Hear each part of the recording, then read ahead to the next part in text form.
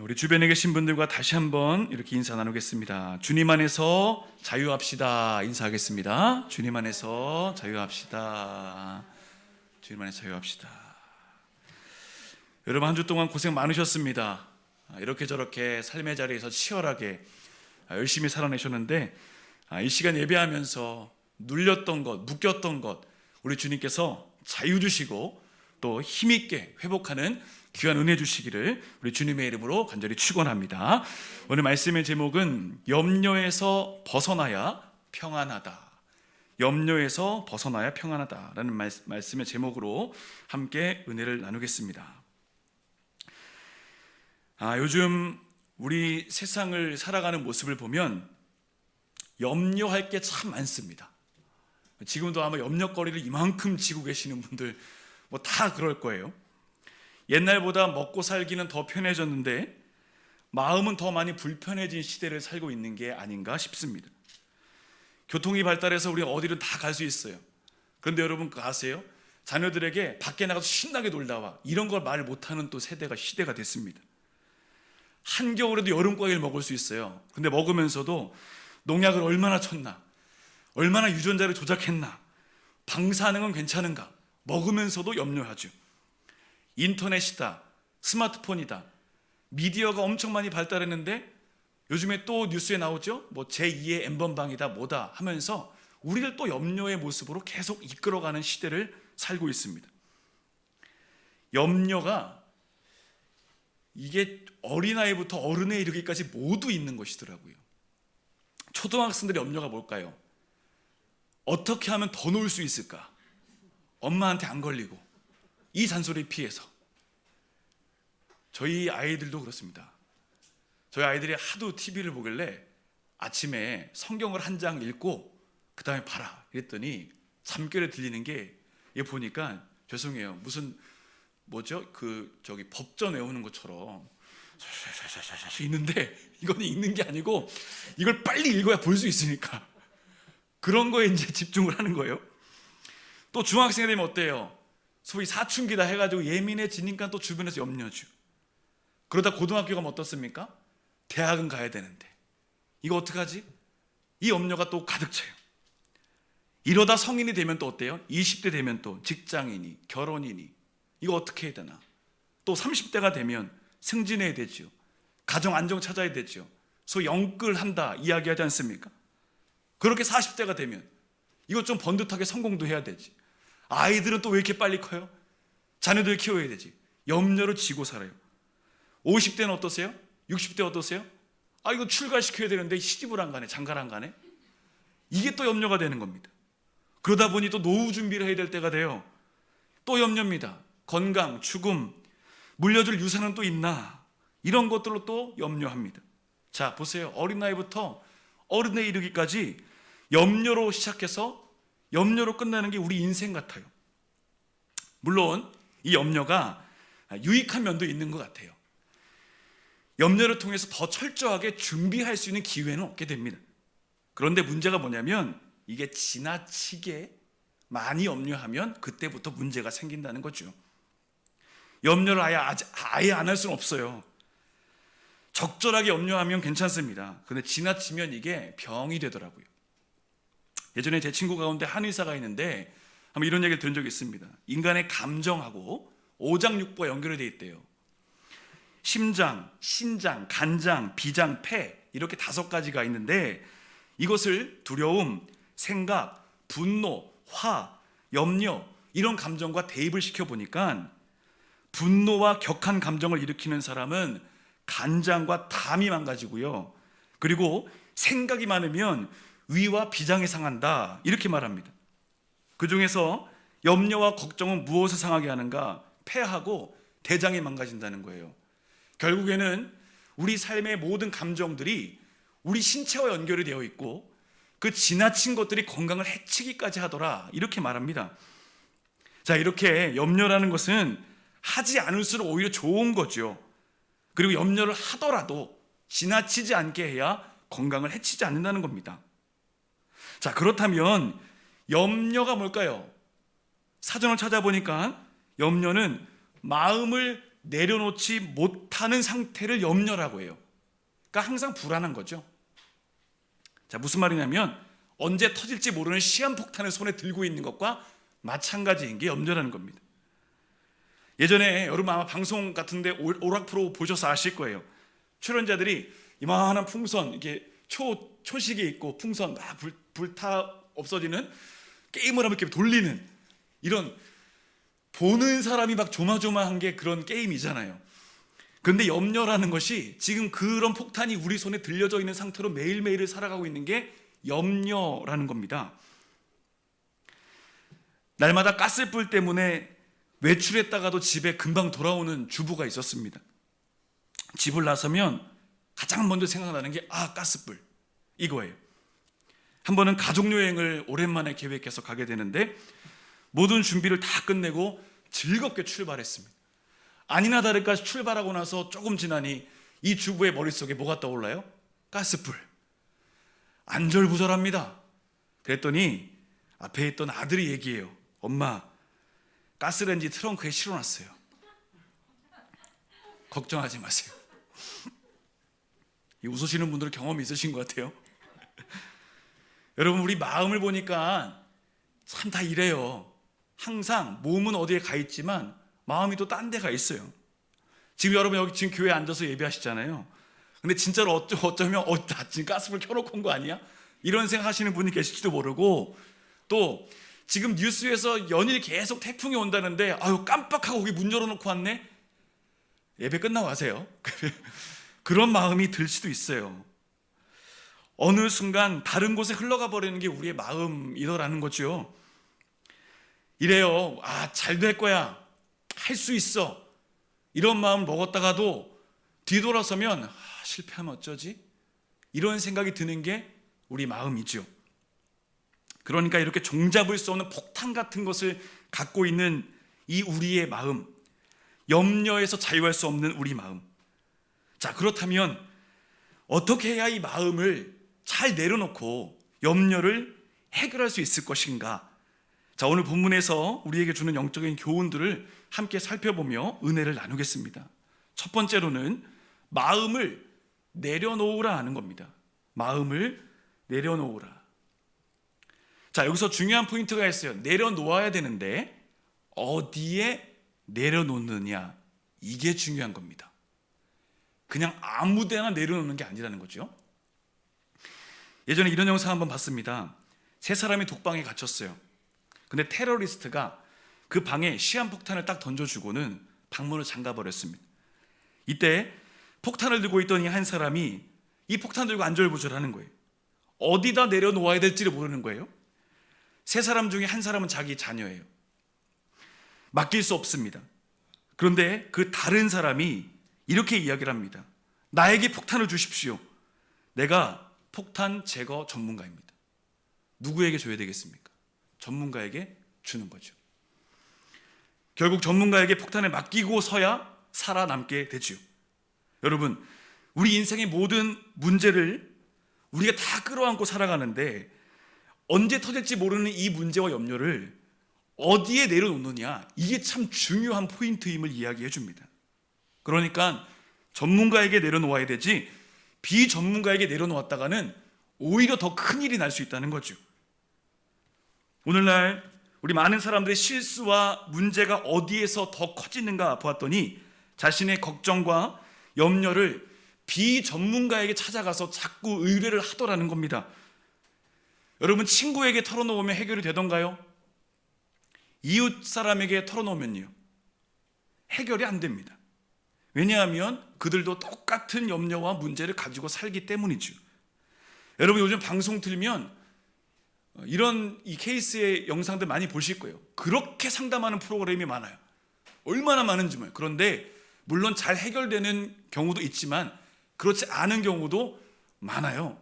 요즘 뭐 연예인도 인생 상담을 해주는 거예요. 보살 차림하고. 그냥 그게 웃자고 보는 거지만 그 찾아가서 너무 심각한 모습을 보니까 이게 시대가 어떻게 변하는가를 보게 됩니다.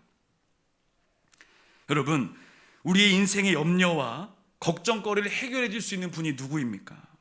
우린 잘 알죠. 예수 그리스도. 예수님에게 가야죠.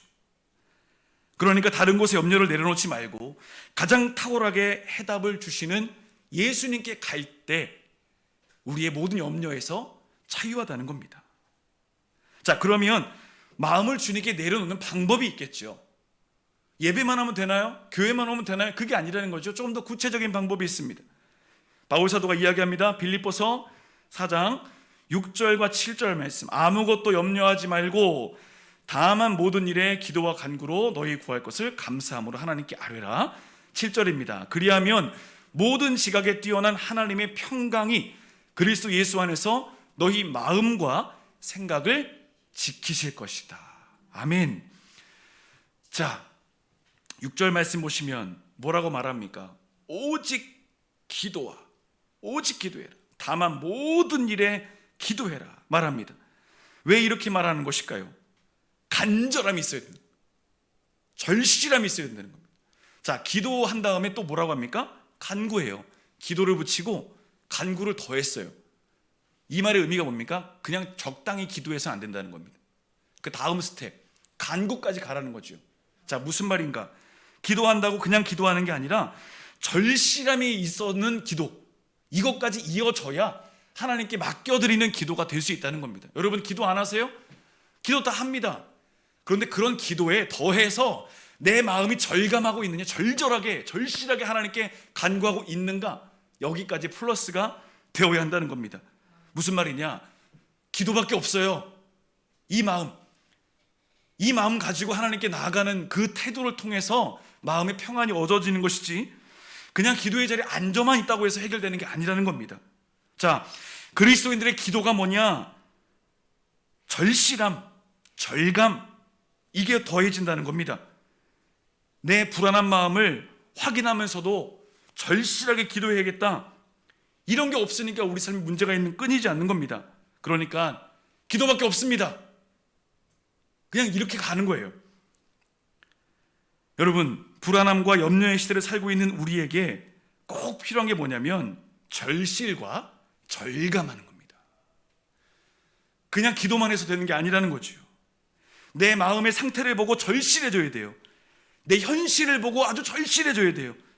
내 자녀와 우리 가족, 또 이 나라의 상황을 바라보면서 절실한 사람이 되어야만이 그 다음에 기도밖에 없구나, 이걸 깨닫고 기도하게 된다는 거죠. 그냥 기도하겠습니다, 이게 아니라 이거 방법을 찾아보니 방법이 없네, 절실하네. 그러니 하나님, 이제는 기도밖에 없습니다. 여러분, 지금 내 안에 있는 염려를 우리가 어디에 다 내려놓고 있는가 한번 생각해 보시죠. 기도의 자리에서 먼저 삶의 자리에 절실함이 있다면 그 절실함을 가지고 주님께 나가는 겁니다. 어디에 마음을 내려놓아야겠습니까? 주님께. 기도하며 온전히 마음을 내려놓을 때 간절한 기도, 절실한 기도를 통해서 하나님의 능력과 은혜를 경험하시기를 우리 주님의 이름으로 간절히 축원합니다. 두 번째로는 제대로 붙잡혀야 한다는 겁니다. 제대로 붙잡혀야 한다. 자, 마음의 염려가 왜 일어나는가? 그 사람의 마음이 어디에 붙잡혀 있기 때문이에요. 물론 마음이라는 것이 여기도 있다가 저기도 있다가 럭비공처럼 튀기도 하지만 또 하나의 특징이 있다면 잘 잡혀요. 어디에 이렇게 잡혀요. 염려라는 것이 잡히는 거죠. 자, 보세요. 우리의 삶을 보세요. 과거를 생각하면 과거에 붙잡히는 게 우리 마음이에요. 또 현실을 보면 현실에 붙잡히는 게 우리 마음이고, 또 미래를 생각하면 또 미래에 붙잡히는 게 우리 마음이에요. 어디든 붙잡혀요. 자, 오늘 본문 말씀 보니까 먹을 것, 마실 것, 입을 것, 이런 거 말씀하시죠? 22절입니다. 무엇을 위해 먹을까? 무엇을 마실까? 몸을 위해서 무엇을 입을까? 예수님이 지금 보시는 게 뭐예요? 거기 마음이 지금 붙잡혀 있다는 거예요, 사람들이. 거기 붙잡히지 말라는 겁니다. 여러분, 얼마나 많은 사람들이 여기에 붙잡혀 사는지 몰라요. 모이면 하는 얘기 뭐냐면 맛집, 뭐가 어디가 좋다더라, 뭐 그렇게 할 수는 있죠. 근데 만날 때마다 그렇게 얘기하는 사람들은 문제가 있죠. 여러분, 요즘 방송 틀면 또 하나 많이 나오는 게 뭐냐면 왜 이렇게 맛집들이 많이 나오는지, 사람들이 먹을 것에 대해서 그만큼 관심이 많다는 거예요. 또 그만큼 또 많이 나오는 게 뭔지 아세요? 방송 틀면 홈쇼핑이 요즘에 또 환절기니까 가을 옷이다, 겨울 옷이다, 옷은 또 얼마나 많이 이야기합니까? 이게 명품이네 짝퉁이네 이야기하면서 비 오는 날 가방을 들면 짝퉁이고 품으면 뭐 진품이고 막 이렇게 얘기를 하지 않습니까? 오늘날 우리 세대의 문화를 보세요. 입을 것, 먹을 것 이런 거에 다 붙잡혀 사는 시대가 되었어요. 여러분 부인할 수 있으십니까? 우리 다 그렇게 살고 있지 않어요? 여러분 보세요. 염려의 원인이 뭐냐? 봤더니 잘못된 것에 붙잡히니까 그것 때문에 염려가 되는 거예요. 제대로 붙잡혀야 돼요. 잘못 붙잡히니까 염려가 돼요. 여러분 염려하는 것들의 내용을 보세요. 내가 그걸 잘 붙잡고 있는가? 잘못된 거 붙잡으니까 염려가 되는 겁니다. 12명 정탐꾼 얘기 좀 해볼까요? 12명의 정탐꾼 중에 10명이 어디 붙잡혔어요? 여리고에 붙잡혔어요.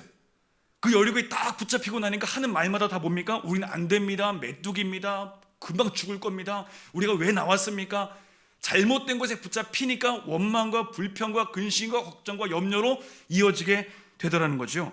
그런데 두 사람 여호수아와 갈렙은 어디에 붙잡혔어요? 하나님 말씀에, 하나님 약속에 여기 딱 붙잡히니까 그들의 언어가 어떻게 바뀌어요? 갈 수 있습니다. 그들은 우리의 먹입니다. 가능합니다. 우리가 가야 됩니다. 이렇게 바뀌더라는 거죠. 어디에 붙잡혀 있는가? 이것에 따라서 삶의 태도가 달라지는 거예요. 똑같은 상황 앞에 있어도 내가 무엇에 붙잡혀 있는가가 중요하다는 겁니다. 그러므로 우리가 무엇에 붙잡혀 있는지를 보면 그 다음 스텝이 보여요.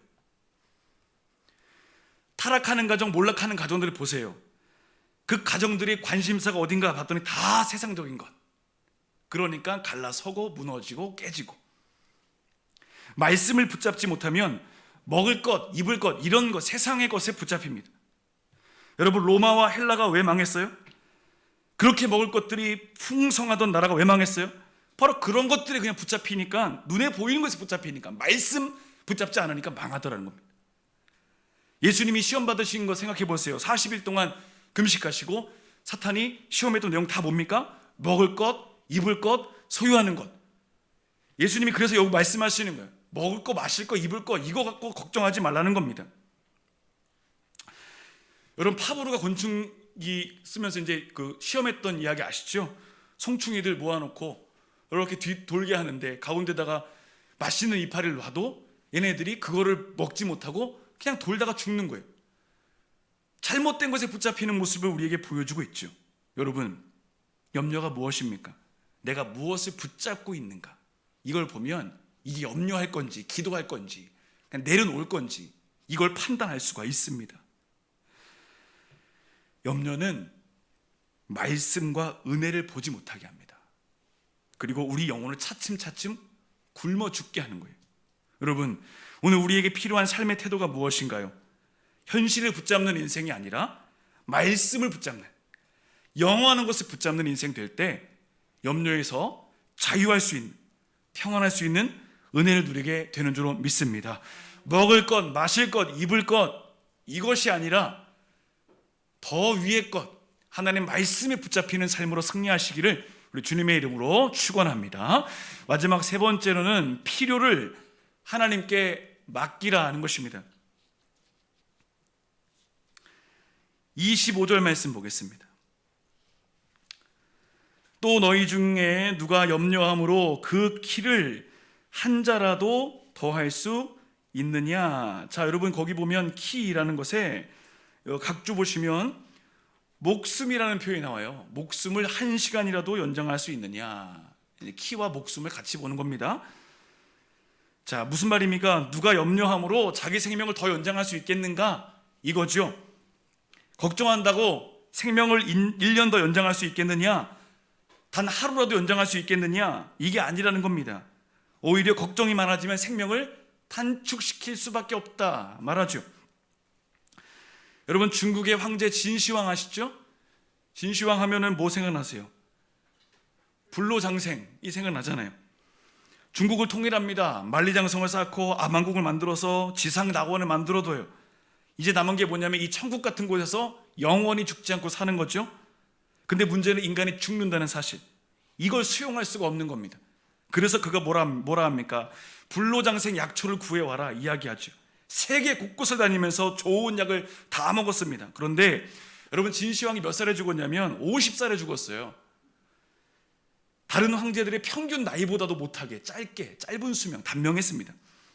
여러분 오늘 말씀 속에 하나님께서 우리에게 뭐라고 말씀하시냐면 하나님이 채워주셔, 아셔. 우리가 이제 채워주신다는 것을 오해하지 않았으면 좋겠습니다. 통장에 잔고를 이만큼만 확 부어주셔, 이런 채워주심이 아니라 하나님이 그 삶을 이끌어 가실 거야 라는 의미로 해석을 하는 거죠. 저는 집이 없으니까 집을 주세요, 차가 없으니까 차를 주세요. 여러분 이건 완전히 너무 유치한 초등학생다운 모습 아닙니까? 하나님께 모든 상황을 맡기니 주님이 이끌어 가시더라, 이걸 경험하라고 주님께서 평안하라 말씀하시는 거죠. 제가 경상도에서 목회를 처음 시작을 했는데요, 속아서 갔어요. 제가 언제 한번 얘기 나누는지 모르겠는데 오늘 이 시간에 말씀드릴게요. 처음에 저희 동기가 전화하더니 오케스트라가 있다, 음악한 사람이 가야 된다. 나네? 갔죠. 그랬더니 오케스트라는 웬걸, 2학년짜리 첼로 하나, 그 언니가 바이올린 4학년, 3학년 클라리넷, 피아노인데 피아노 한 1년 쳤나? 없어요. 어른 없어요. 5명 딱 있는데 간 거예요. 아이들 5명. 사택 없어요. 예배실에 여러분 왜 이렇게 1층에 과일 가게 이렇게 쪽방 있는데 그런 데 있잖아요. 예배실 있고 장의자 5개, 커튼도 막 예수님보다 귀신 나올 것 같은 그런 곳. 이미 도장을 찍었어요. 와야 돼요. 결혼한 지 3개월 만에 이제 내려가는 겁니다. 와, 속았네. 근데 저를 속인 분이 속이려고 한 건 아니었어요. 근데 이제 얘기를 그렇게 잘못 전달한 것 뿐이지. 그렇게 시작을 했습니다. 정말 먹고 사는 현실이 딱 이제 눈앞에 펼쳐진 거예요. 하루의 일과에서 빠짐없이 한 게 뭐냐면 은행 가는 거. 은행 가서 뭐 했을까요? 통장, 그렇죠? 잔고 정리해 통장 찍어보는 거예요. 그런데 10번이면 10번 무슨 메시지가 뜨냐면 미기장 내역이 없습니다. 이게 무슨 말이냐면 입금된 게 없습니다, 이거예요. 그때 이제 월세가 80만 원이었거든요. 20평 되는 남짓. 무슨 수로 감당을 하겠어요? 이제 매일 기도해요. 근데 신기해요. 앉으면 눈물 나고 앉으면 눈물 나고. 기도 제목 딱 하나. 하나님 어떡하죠? 하나님 어떡하죠? 이거 1시간 동안 계속 그것만 기도하다 끝나요. 그런데 참 놀라운 게 뭐냐면 하나님이 그 교회를 이끌어 가시는 게 보이는 거예요. 제가 한 게 아무것도 없거든요. 근데 어느 날 교회 밖에 나가보면 누가 왔다 간 소리가 봐보면 쌀 20교짜리 2포대가 딱 놓여있고 없어요. 지금도 누군지 몰라요. 그러다 어느 날 무명의 성도가 또 기도하다가 생각이 났대요. 전혀 저희를 모르는 분이. 또 헌금이 들어와요. 이제 그러면서 교회가 이제 성장하기 시작했어요. 그러면서 이제 교회를 옮겨야겠다 해서 옮기고 80평으로 옮기고, 그것도 어떻게 옮겼는지 몰라요. 옮기고 성도들도 늘고, 소위 부흥이라는 것을 경험을 했는데 제가 한 게 아무것도 없어요. 하나님이 하시는 거예요. 그때 제가 깨달은 게 뭐냐면, 야, 내가 진짜 불신앙적이었구나. 어떻게 기도하면서 이렇게 너무 유치한 기도를 했을까? 하나님 어떡하죠? 왜 이 말이 나왔을까? 하나님이 다 책임지시고 이끄실 건데, 돌이켜보니까 그 시간들이 그렇게 생각이 나더라는 겁니다. 그 이후로 저에게 하나의 확신이 생겼는데 뭐냐면, 하나님은 반드시 하나님의 영광을 위해서 일하신다, 이끌어 가신다. 제가 예전에 그런 경험이 있었어요. 그 아이들과 같이 예배하는데 얘네들이 놀고 싶잖아. 어른 예배 드리는데 애들이 와서 앉아있어요. 얼마나 지루하겠어요. 한 번은 2학년짜리 녀석이, 전도사인데, 전도사님 아무도 안 오면 요 앞에 있는 놀이터 가서 놀자는 거예요. 예배 시간에 11시가 되면 아무도 안 오면 얘한테 하나님이 계심을 보여줘야겠다. 저도 사실 두렵죠. 아무도 없는데 안 돼. 분명히 예배하는 사람 올 거야. 제가 이랬어요. 안 오면 나가자. 어떻게 제가 이겼을까요? 졌을까요? 이겼죠. 진짜 11시 땡 하니까 문이 열리면서 한 분이 들어오는 거예요. 지나가다가 부부싸움하고 뛰쳐나왔는데 갈 데가 없어서 들어온 거예요. 그래서 예배 같이 잘 드리고 신앙생활 잘 했죠. 그때 그 아이들 머릿속에 남겨진 것, 하나님은 예배를 받으시는 분, 일하시는 분. 제가 그래서 확실하게 느낀 게 뭐냐면, 지금까지도 변치 않는 게 뭐냐면, 하나님은 당신을 위해 직접 일하시는 분이다. 우리의 어떤 상황, 능력, 이게 중요한 게 아니라는 거죠. 하나님은 하나님의 영광을 위해서 반드시 역사하시는 분이다. 그래서 저는 우리 교회를 생각하면 어떤 분이 그래요. 참 대책 없이 사네. 대책 없어요. 왠지 아세요? 하나님이 이끌어 가시니까. 뭐 이 교회를 제가 어떻게 이끌겠습니까? 여러분 동의가 안 되실지도 모르겠는데 저는 확신이 있어요. 하나님이 이끄신다. 하나님이 일하신다. 여러분 그런 믿음이 없이 어떻게 목회를 하겠습니까? 저 다른 믿음은 없는데요, 그 믿음 하나만 확실히 있어요. 하나님이 일하신다. 하나님이 역사하신다. 동일하게 여러분의 가정에도 지금 하나님이 이처럼 일하시고 계시는 줄로 믿습니다. 대책 없어도 상관없어요. 어떻게든 돼요. 어떻게든 돼요. 네. 자, 그렇다면 오늘 본문에서 이야기해요. 염려에 자유하려면 구체적인 방법이 하나 또 있어요. 31절입니다. 자, 31절 말씀 보시면, 다만 너희는 그의 나라를 구하라.